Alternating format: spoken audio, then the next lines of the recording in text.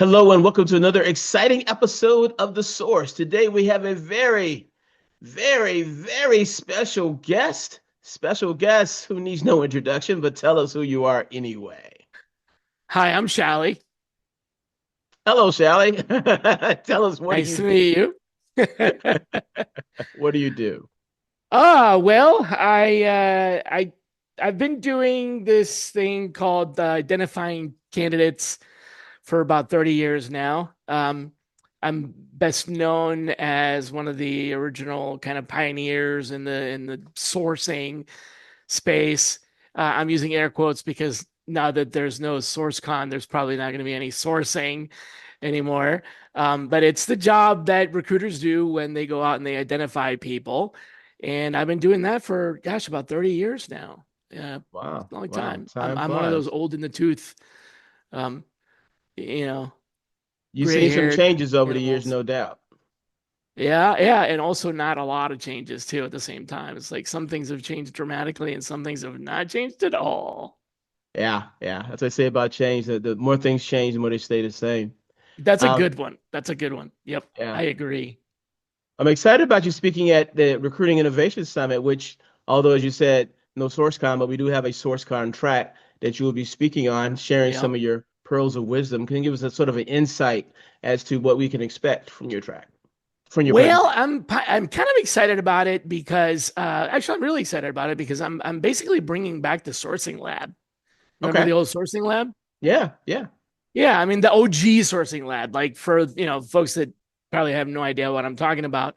Back in the day, in the early days of the SourceCon conference, we had this kind of I don't know, like a open labs setting where folks I would invite a couple of people to bring some cool examples of things they're doing, live stuff that they're doing, and then share it and have an open conversation. And folks would ask questions, and so it's really more of like an ask me anything kind of situation.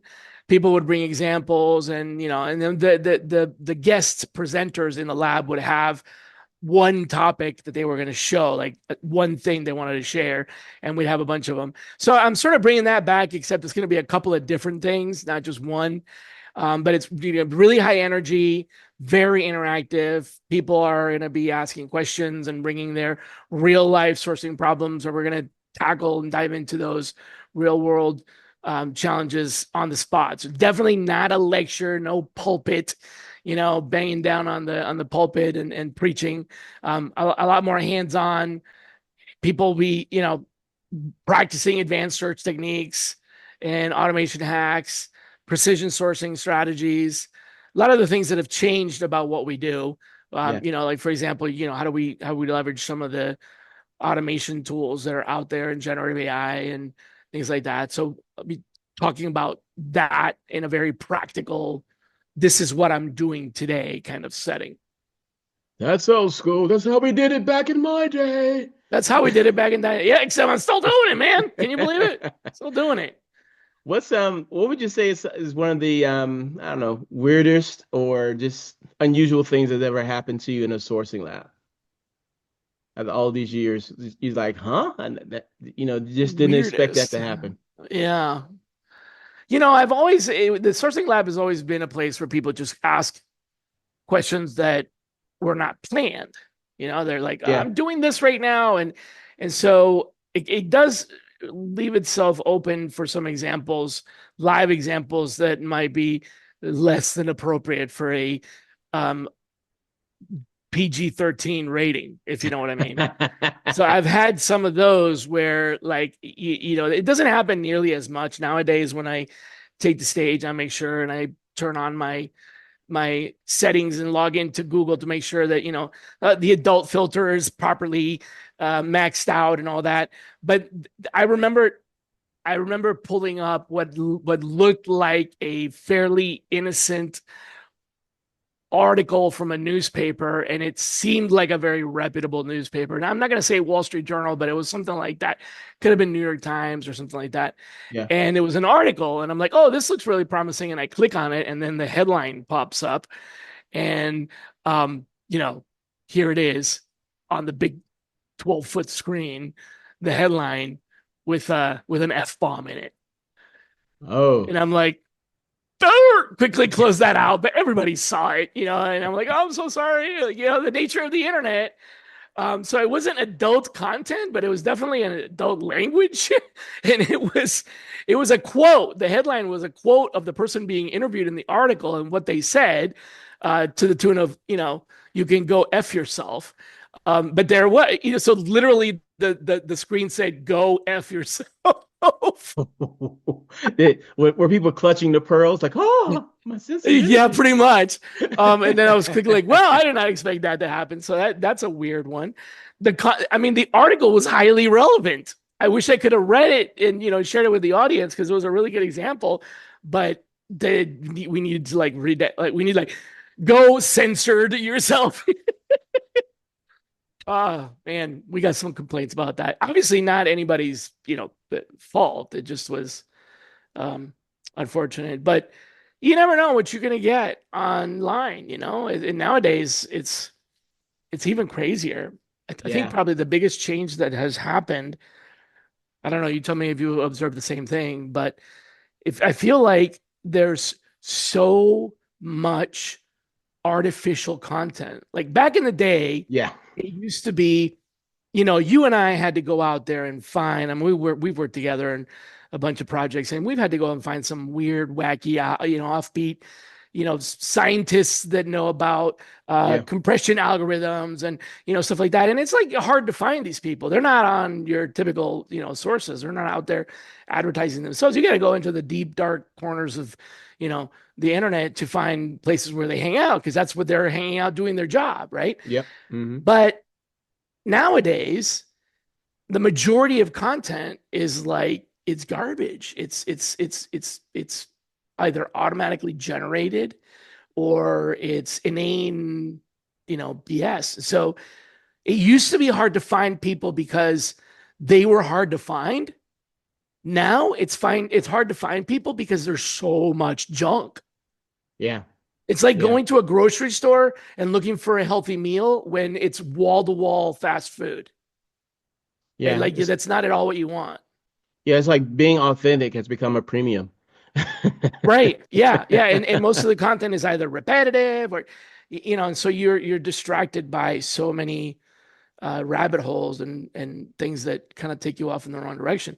So it's search is very much alive. It still is because the problem is most of the way that content is being produced now is as an answer to a question, Yeah. which, you know, that makes sense. And you go to ChatGPT and you ask a question and you expect an answer. But for what we look for, that's not an answerable question.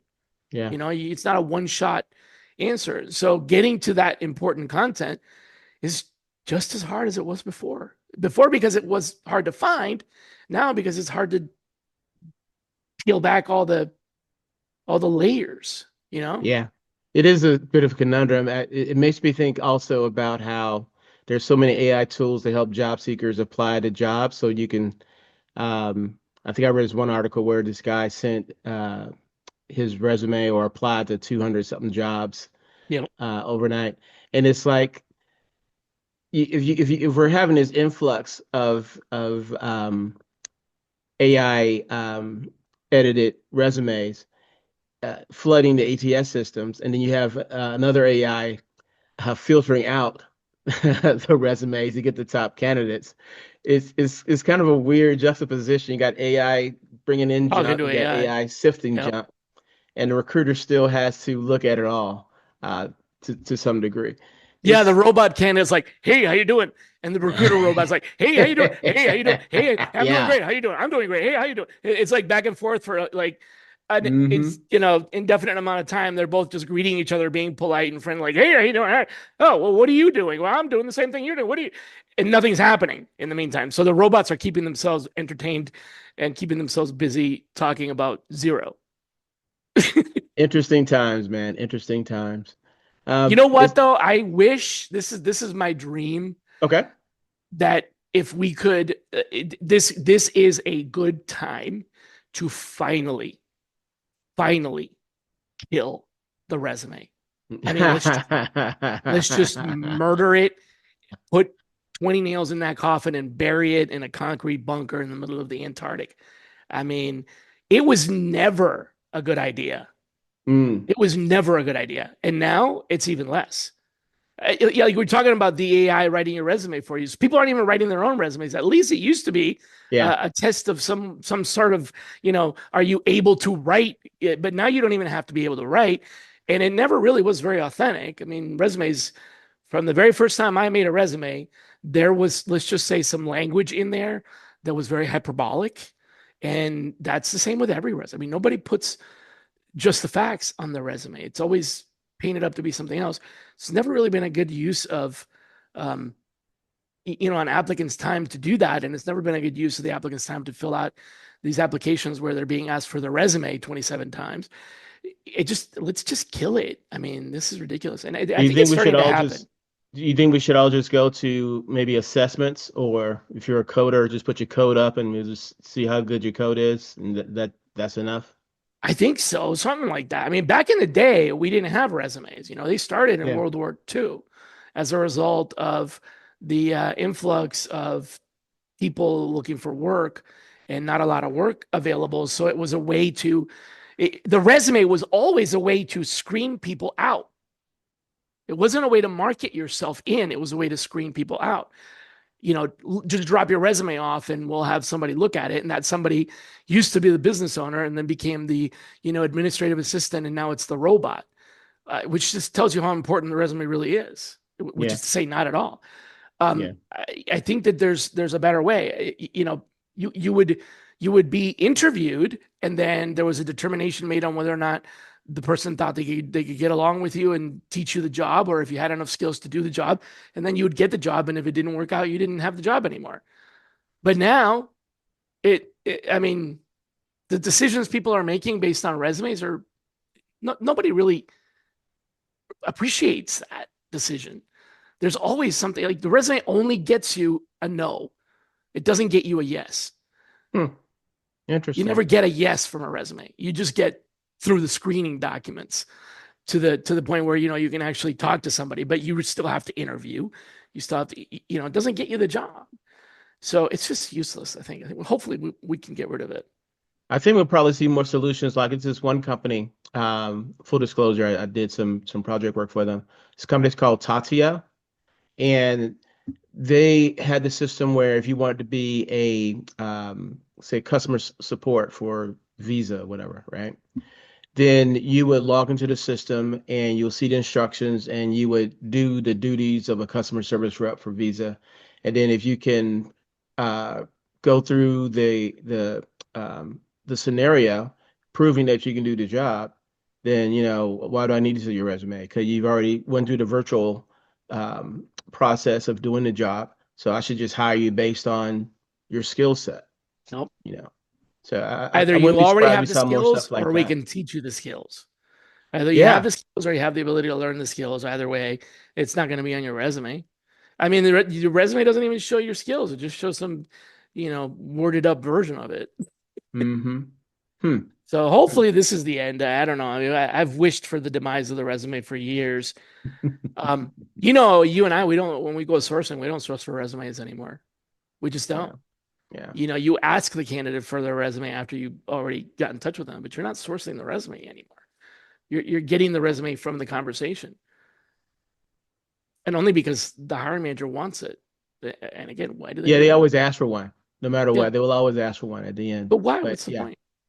but maybe just habit. You just so used to seeing it. You just want to feel like you got something, but the conversation is more valuable though. Because you Yeah, get to your point, you find out more things than was actually on the resume. yeah, yeah. So maybe it's assessment or a combination of, assessment may not be appropriate in every job, but interviewing or other things. I mean, Yeah. questionnaires, tests. I like the I don't know what it's called, blind interview. I'm not sure. I want to say blind interview or blind assessment, but the example I'm thinking of, it was a symphony orchestra somewhere, and you were auditioning for lead violin or whatever, and so they just say, okay, stand behind their curtain and do your thing. I don't know who you are. I don't know what you look like. Just play your violin, and I'm going to just assess it based on what I hear. And if I like what I hear, then I'll give you the gig. You know, No, maybe we'll see more things audition, like that. like literally audition for your job. Yeah. Yeah, That's how I hired my last team of sorcerers. I auditioned them. Basically, the job posting was pretty much, if you think you're able to do this, contact me. And then they would contact me and I'd be like, all right, show me that you can do it. Here's a 30, instead of getting on the phone for an hour and asking a bunch of questions that you've probably already been asked 27 times, give me half an hour, spend half an hour on this question, this project, go do this, and come back and show me the results. And by the way, I know what a half an hour of work looks like, and I also know what 5 hours of work looks like. So if you produce 5 hours worth of work in half an hour, I'm gonna know you don't follow instructions and you're not gonna get the job. I know what I expect to get for 30 minutes of your time. And that's all I want is I want to see what you can do in 30 minutes yeah, and just literally audition for the job. And that worked. That worked a lot better than even the interview questions that I was asking. Interview questions just were misleading. What does concern me that really bothers me though is this whole concept of like emotion AI, or these machines that are trying to determine meaning and emotion. That's really really risky because yeah, coming from someone my background, as you might recall, I come from education in intercultural and cross-cultural communications. A lot of what I studied had to do with nonverbal semiotics, nonverbal communication, and it, if it hadn't done that, I think it would be easier to convince me that machines can detect emotion. But the fact that I did that, I know that that's not possible. That's not going to be possible for a very long time because of all the substrate that's going on. Like in some cultures, for example, this, there's some cultures where smiling is considered an act of overt aggression. sure, If yeah, you well, smile in that culture, you are gritting your teeth, which is an active act of aggression. You might be attacked as a response. In our culture here in the United States, smiling is a pleasantry, it's a social contract, it's a necessity. If somebody doesn't smile during an interview, the interviewers go, well, they didn't look very happy. They didn't smile. I felt like they were right. But if the interviewer is aware that that person's culture is one where smiling could literally get you killed, then they would appreciate that the person may have humor and may be pleasant, but they're representing it in other ways. How is the AI going to determine that? By what? Detecting your accent? hmm, yeah, How's the AI going to know that you were raised in a household where smiling is not acceptable? How about if you were raised in my household where looking into your elder's eyes was considered offensive? You don't look at your grandma. You don't look at them. You look at the floor when your grandma's talking to you. You know what I'm saying? It's a sign of mm-hmm, respect. You don't mm-hmm, look at them. I don't know if that was similar in your household, but like, the elders are revered and respected. You look away. So imagine someone that grew up in a culture like that going to an interview where they're respecting their seniors and their elders by not looking at them. Now that candidate is being assessed as, well, they're not very social because they don't have great social skills. Well, in fact, they might have better social skills than you because they determined that you were their senior and therefore following social protocol. How's a machine going to know that? yeah. It's so many things that could go wrong. I think I saw this. I don't want to call out the tool, but people show us stuff all the time. And Yeah, so yeah, this yeah. tool was for video interviewing, Uh-huh. and it would supposedly read whether or not a candidate was telling the truth or at least embellishing a bit Hmm. by looking at the way your blood circulated under your skin. Which I was like, wow, this is like some really sci-fi stuff. But supposedly it would look at you and it could tell your pulse and your breathing and where your blood was going under your skin, and then sort of like become like a lie detector kind of thing. Hmm. And I thought it was some really amazing Mission Impossible type stuff. But I'm thinking, okay, what if Makeup, the candidate is lighting. thinking to themselves, I really need this job. I got bills to pay. The Yeah, baby's crying, and back in my imagination, I'm right. thinking all kinds of stuff, and so I'm all hyped and amped, and my heart is bumping. Blood pressure's high. Yeah, Yeah. because I really need this job, and so I'm sweating every question and overthinking. and the machine thinks that I'm lying because so much stuff is going I'm on. so stressed out. I Yeah, love it yeah. when So you it's go to like, the doctor and the first thing they do is check your blood pressure and it's never the same. yeah, It's never this like, yeah, oh, your blood pressure is 500 over 600. You're about to die. I'm like, maybe it's because I'm nervous because I'm at the doctor's office. yeah, Yeah. yeah, Yeah. And then what about if they're wearing makeup? What about if their skin color is darker? What about if they're, yeah. they have circulatory problems? What about if their house is really cold? I mean, I can think of so many ways. Like, yeah, that's It's a well, catch like 22. I said, finding people is getting harder, and I don't think our industry is going anywhere. When I heard that they were putting SourceCon into a bigger conference, I applauded that because I thought, we should have bigger events. They seem to go in the other direction of getting smaller and smaller. Like we really need a big event. We need an event that draws people together when you have a lot of variety and you have a lot of diversity. So we need that. So I get that. But what I didn't like is that the fact that it was kind of like, well, sourcing sort of going away. And it's not. It's not. We're just as challenged now with finding people as we've ever been. I look at some of the articles where the folks are like, "Oh yeah, you can automate the entire recruiting life cycle with a robot right now." I'm like, I can't automate grocery shopping with a robot. Have you ever heard of a robot that does grocery shopping for you? No. And haven't we heard this? Aren't these arguments we've heard maybe About in a the hundred like times before. yeah, 90s, early Yeah. 2000s when the first sourcing tools start coming out, Yep, we've you heard it know? before. Yeah. I So just have a hard time swallowing that, first of all, I know what's going on behind the scenes with the technology, so I know it's not true. But it's just this hype that, oh yeah, yeah, I just read an article today. Oh, we were able to fully automate one hire. Let me tell you something, buddy. You did automate one hire and the robot did do all the work. But also, you remember Second Life? I do remember Second Life. That You was remember supposed how to much take over. IBM spent on Second Life? Yeah. They Yeah. spent well over $1 million making an island on Second Life and they got a hire out of it. Yeah. The metaverse, as they're calling it out. Facebook dropped it, I think. No, they're not really promoting it anymore. Is it still No, around? no, it's not. I don't think so. Okay. It's morphed into something else, which is Yeah. fine. I mean, evolution of it is fine, and I'm not resisting evolution. I'm just saying that you might have had an occasion where the robot was able to do it, but one occasion doesn't change an entire industry, and you're not going to automate every single hire because of everything we've been You talking got to have a about. human being in the loop. I was telling somebody the biggest danger, I think, of AI and all these different tools is that what if they work too well and you forget how to do something and the power goes out or there's a short circuit or something, right? And you gotta you always have to know how to do things manually. You always got to still have to keep you always have to keep your skills sharp Yeah. because the machines can break down. They're not perfect, you Yep. know, and Every they're totally post-apocalyptic movie has shown that more than once. Remember Idiocracy? I just classic rewatched film. that. I just Classic, rewatched that, and I'm like, oh my god, classic. that's AI. It's a documentary of the day's times. It's a documentary. That's right. So yeah, I'm not worried about it. Mm, People are concerned. Oh, we're gonna lose our jobs, whatever. There was a guy that I think is it's one of the top professors at MIT.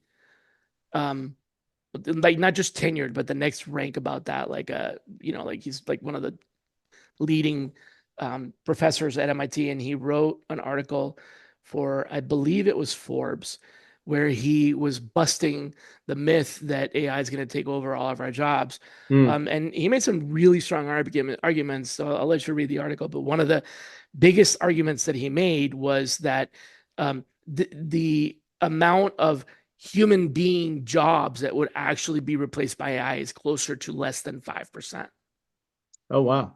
which Okay. is not a very big impact. I Yeah. mean, we've been our industry and humanity has been impacted more than 5% by many other industrial changes and changes in tools and technology. This is no different. It's another change in technology. It's not going to replace everybody. It's, if anything, it might be as big as 5% reduction in need for jobs, and those 5% people will find another job. You You know, know, a good example of that, and I was pointing this out to somebody too, is the ATM.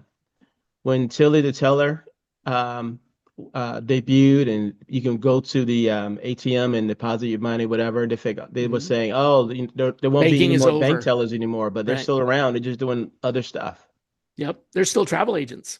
Yeah, still travel agents. Yes, even though there are a lot of ways to book your own travel Book online. your own travel. Yep. And you know what? That travel agency industry was heavily impacted. So Yeah. travel agencies have to become, experts in making plans and vacation planning and things like that. And they're doing other things. But it used to be a travel agent was just someone you bought your airplane ticket through. Hmm. If that's all you did, then yeah, you were outsourced. Just like if all you do as a recruiter is open your inbox. If all you do is open your inbox, then yeah, that's going to be replaced by a robot because my robots are reading my emails for me now, but they're still reading my emails. Yeah. But they were doing that back in the day. Remember when there was a lot of controversy. Yeah. Gmail was like, we're reading your mail so we can give you some advertising. That was that was weird to me back then. 25 years ago. Yeah. Yeah. And it Yeah. hasn't changed much. They're still doing it, Yeah. but it's Just it's doing it not a little Google now. differently. It's ChatGPT reading everything that they do so they can give you better advertising. Yeah. Yeah. If if somebody wanted to reach out to you and ask you some questions about all this stuff we've been rambling about, how could they find you online? You know, uh, that's a good question. The best way to find me is rather than pointing you to my LinkedIn or anything like that, um, it would be to direct you to my um, IO page, which is where I have like all my you from there. You can go to my LinkedIn, you can go to all that other stuff. Okay. So I would say go visit me there. Okay. I'll put a link to it. I'll put it up here on the screen so people can find you that way too. Yeah, I'm yeah. I mean, looking. just it's Shally. My first name Shally dot card, but with two R's. CARRD.co. I've had that up for a long time, and I'd rather give that out because LinkedIn might come and go, Facebook and Instagram and Pinterest and Ah, whatever. But if you go to shally.card.co, CARRD.co, you can see how to connect with me in any social networking or even email me or call me or whatever. So if you want to find me, that's the best place because that's not going anywhere. And if it when you did, I would still be able to put it up at another website. So when you say LinkedIn may come and go, I can imagine people clutching the pearls. Ah, how could I recruit if LinkedIn went away? remember our online career center, remember hot jobs, remember temp jobs, remember career Oh, builder. Yeah. Yeah. that's a big Deadpool of When you're as old as we are, yeah. I mean, I still have my um hot jobs action figures. Remember those? I do, the super recruiter. Yeah, I I still do. have them. I have four. So the other day I was at an event and I met the person in charge of that. Like I've never met them Okay. before. I met the Okay. person who was the marketing person that actually launched those. And this was a lifelong dream of mine to collect all four because I only have three of the four. And Hmm. I'm like, I gotta have the full collection. And so I asked him if he had any, and he said he doesn't have any, but he says he can probably, you know, ask around and find if somebody still has like a box of them somewhere. And I'm missing the third out of the series. I got first, second, and fourth, and I'm Hmm. missing the third. When Hot Jobs got acquired by Yahoo, Wow, I do remember that. yeah. I need to you made me thinking about Career Mosaic. I might need a Career Mosaic t-shirt to really go back to the old school. Uh thank you so much, sir, for being on the source. You are appreciated, and I'll see you at the Recruiting Innovation Summit. See you there, man.